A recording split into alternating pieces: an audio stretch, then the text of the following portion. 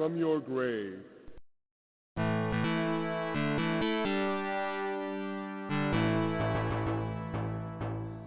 Ah, the Astro City Mini.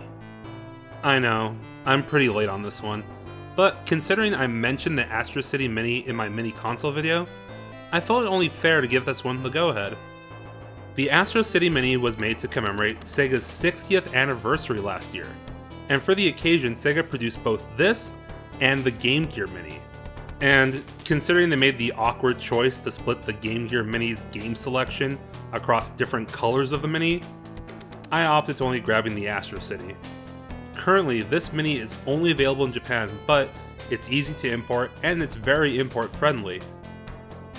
Appearance-wise, this machine is gorgeous. I have a real soft spot for these arcade machine replicas, and this one is certainly no different. The Astro City design is amazing. I especially love its use of neon green hardware and 80s style graphic design. This design is totally of its time, but it has this real pleasant aesthetic that invokes the future, even 30 plus years later. Hey, the header even lights up, which is a nice touch. I genuinely appreciate that Sega chose to recreate one of their most popular arcade cabinets, which was missed when SNK produced their Mini, although they saved that for their MVS replica later on. It's kinda hard not to compare the Astro City Mini and the Neo Geo Mini since they're roughly in scale with one another, and frankly, they're the only two arcade minis I own, so there. You'll quickly see that the Astro City Mini is a fair bit larger and even thicker than the Neo Geo Mini. The sculpt is more detailed too, and in line with the original cabinet's panel lining. The screen size is also quite bigger on the Astro City, and seems a tad sharper, although this might be my own imagination. In terms of the onboard controls, they feel pretty similar. The Astro City's buttons feel a bit higher quality than those on the Neo Geo, but not by much.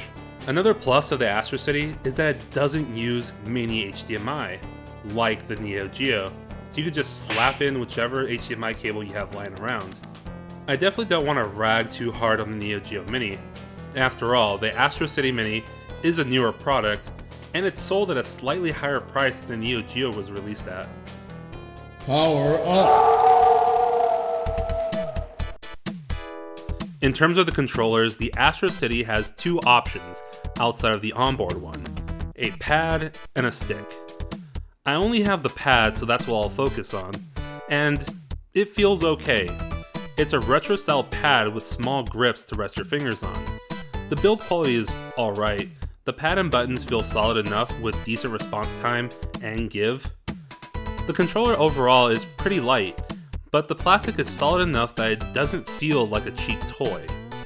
To my knowledge, this pad isn't based on a previous design and is just borrowing the layout from the original arcade unit. The controller just plugs in using a full-size USB-A end, but sadly does not accept any other USB controller I could throw at it. I thought the Genesis Mini ones might work, but alas, no. Welcome to your doom. Now, as far as the game selection, it has quite a fair bit of variety in terms of genres. The games are sorted in chronological order, dating as far back as 1988 to 1993, and cover various Sega arcade classics. It gives you a little bit of everything, from beat-em-ups, puzzle games, shmups. It's a pretty solid lineup, although I will say that it falls a bit more on the niche side in terms of mainstream appeal. I think it goes without saying, but this will definitely appeal more to Sega and arcade game enthusiasts, because while they do have some of the more well-known classics like Golden Axe, they also have some obscure titles like Dark Edge. I mean, at 37 games, there's definitely some stronger titles than others. Some of the surefire classics include the Wonder Boy games, the two arcade Golden Axe titles, Shinobi, Altered Beast, Space Harrier, Virtual Fighter. Hell, the selection has a pretty strong assortment of puzzle games too, like Columns and Puyo Puyo. But there are some titles which I can do without, but their inclusion here doesn't really offset the balance too much. I can appreciate the selection as being more of an anthology of Sega's arcade titles, rather than a curated collection, like the other minis, although this may very well be what limits its appeal.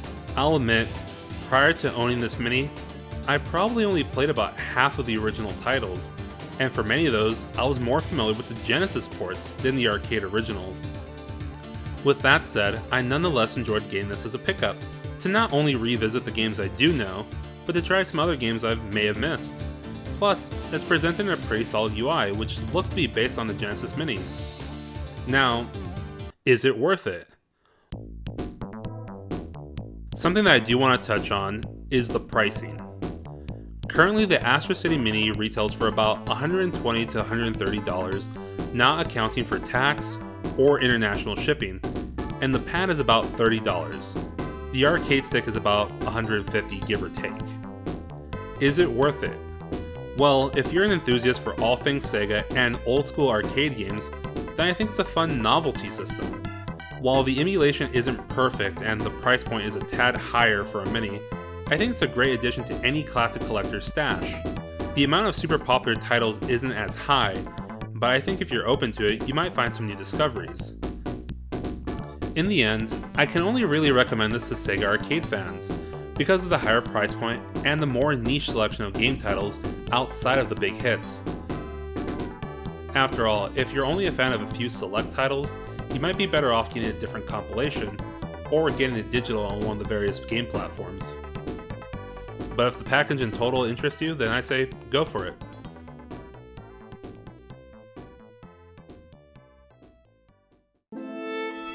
Thank you for watching. If you enjoyed this video, feel free to subscribe to my channel,